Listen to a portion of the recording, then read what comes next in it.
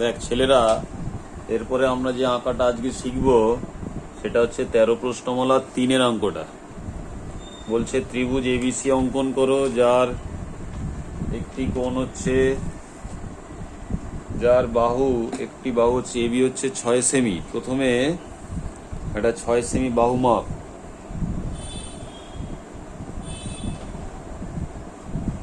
6 semi.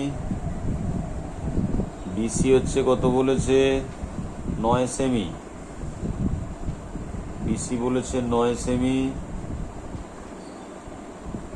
এবং কোণ ABC বলেছে 55 ডিগ্রি। একটা 55 ডিগ্রি মাপ নিয়ে আঁকতে হবে। চাঁদা বের করে তাহলে 55 ডিগ্রি নিই। চাঁদাটা বার করে প্রথমে 55 ডিগ্রি মাপ নিয়ে আলাদা করে এঁকে নিতে হবে। 55 ডিগ্রি, 60 আর 50-এর মাঝখানে হচ্ছে 55 ডিগ্রি। আমাদের আলাদা করে ওটাকে এঁকে নিতে হবে।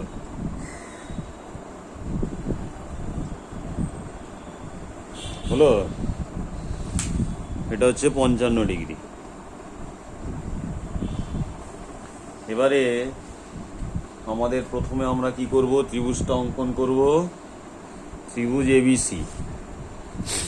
দেখ, ত্রিভুজ এবিসিটা এমন জায়গায় আঁকবি, প্রথমে বিসি বাহুটা হচ্ছে বড় করে। বিসিটা হচ্ছে, প্রথমটা হচ্ছে এবি আর দ্বিতীয়টা হচ্ছে বিসি। প্রথমে বিসি বাহু 6 সেমি মাপ নিয়ে কি করবি? বিসি বাহুর 6 সেমি মাপ নিয়ে দেখ 6 সেমি হচ্ছে, সরি, বিসি বাহুর মাপ হচ্ছে 9 সেমি। 9 সেমি মাপ নিয়ে আর একটু বড় হবে, 9 সেমি মাপ নিয়ে ভূমিতে এখান থেকে 9 সেমিটা কাট। নাম দিলাম, এখানে একটা নাম দিলাম হচ্ছে বি, আর এখানটার নাম দিচ্ছি সি। ঠিক আছে, বি আর সি। তারপর হচ্ছে 55 ডিগ্রি মাপ নিয়ে বি বিন্দুতে কোণ অঙ্কন করব। প্রথমে একটা বৃত্তচাপ আঁকলাম। দেখ, প্রথমে 55 ডিগ্রি মাপ নিয়ে, তোদের দিক থেকে সুবিধা হবে দেখতে, নিয়ে এরকম একটা বৃত্তচাপ এঁকে সে একই বৃত্তচাপ নিয়ে এদিকে একটা বৃত্তচাপ আঁকলাম 55 ডিগ্রি। তাহলে এবার হচ্ছে 55 ডিগ্রির এই মাপটা সমান করে, এটা 60-এর থেকে একটু ছোট হবে 55টা। খেয়াল কর, তোদের দিক থেকে 60-এর থেকে একটু ছোট করে 55 মাপ নিয়ে এদিকে কোণ আঁকলাম। ঠিক আছে, সেই একই মাপ নিয়ে এদিকে 60-এর থেকে ছোট করে 55 আঁকলাম। হয়েছে? দেখ, তোরা এটা দেখতে পেলি না?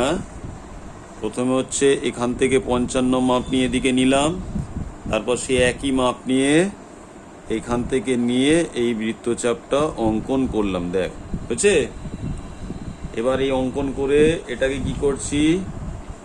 এই দুটোকে যোগ করে দিচ্ছি। এদিকে যোগ করলে কি হবে? 55 ডিগ্রি কোণ তৈরি হবে বি বিন্দুতে। বি বিন্দুতে 55 ডিগ্রি কোণ তৈরি হলো। এবার আমরা কি করছি? দেখ, এবার আমরা যেটা করছি, বি বিন্দুতে এবি এর মাপ নিয়ে, এবি এর মাপ কত অ্যাকচুয়ালি? এবি এর মাপ হচ্ছে 6 সেন্টিমিটার।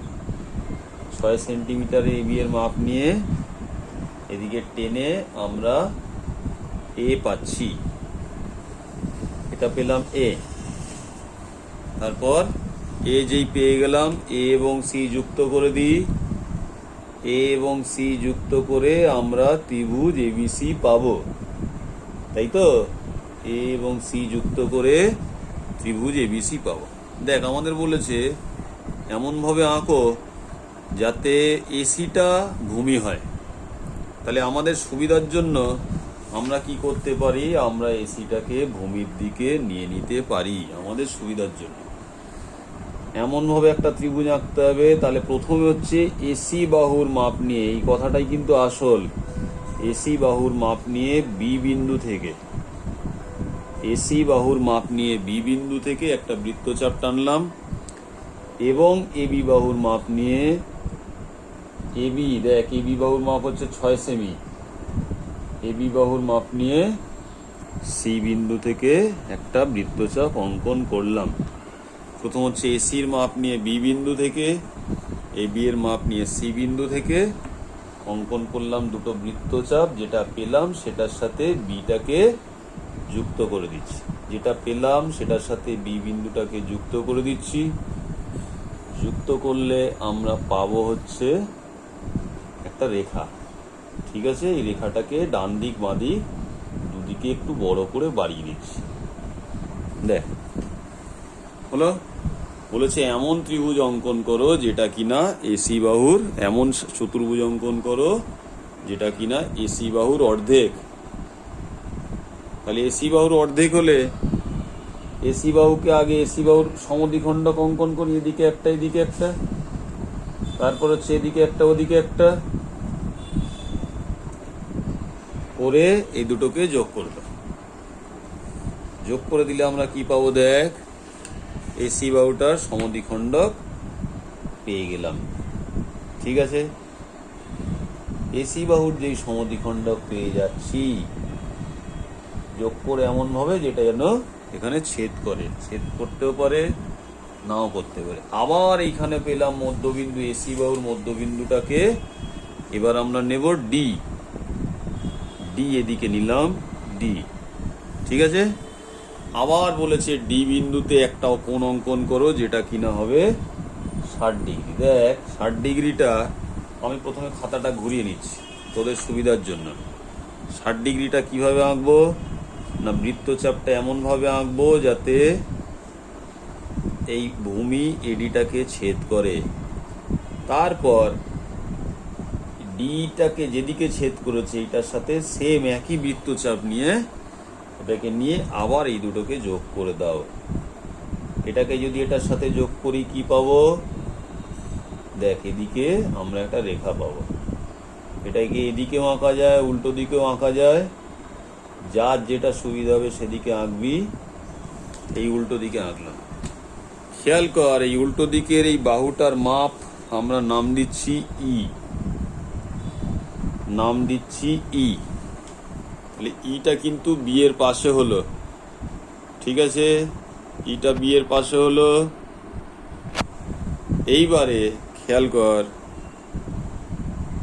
এডি এর মাপ, আবার আগের আঁকাটা যেরকম আমরা আগের বারে শিখেছিলাম, এডি এর মাপ নিয়ে ই বিন্দু থেকে, এডি এর মাপ নিয়ে ই বিন্দু থেকে এদিকে টানলাম, সেটা হচ্ছে নাম দেব এফ।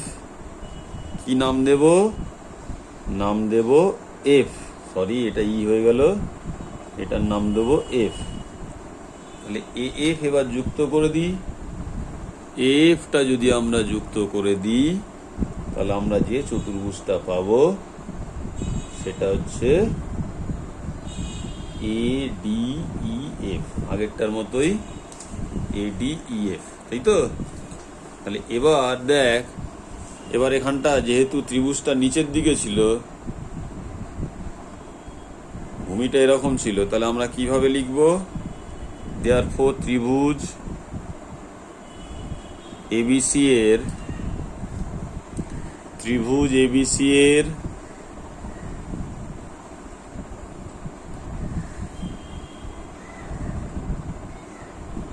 ত্রিভুজ এবিসি এর সমান ক্ষেত্রফল বিশিষ্ট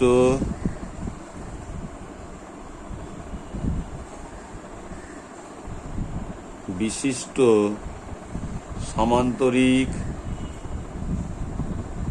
সামান্তরিকের নাম কি না এডিইএফ, এডিইএফ অঙ্কন করা হলো।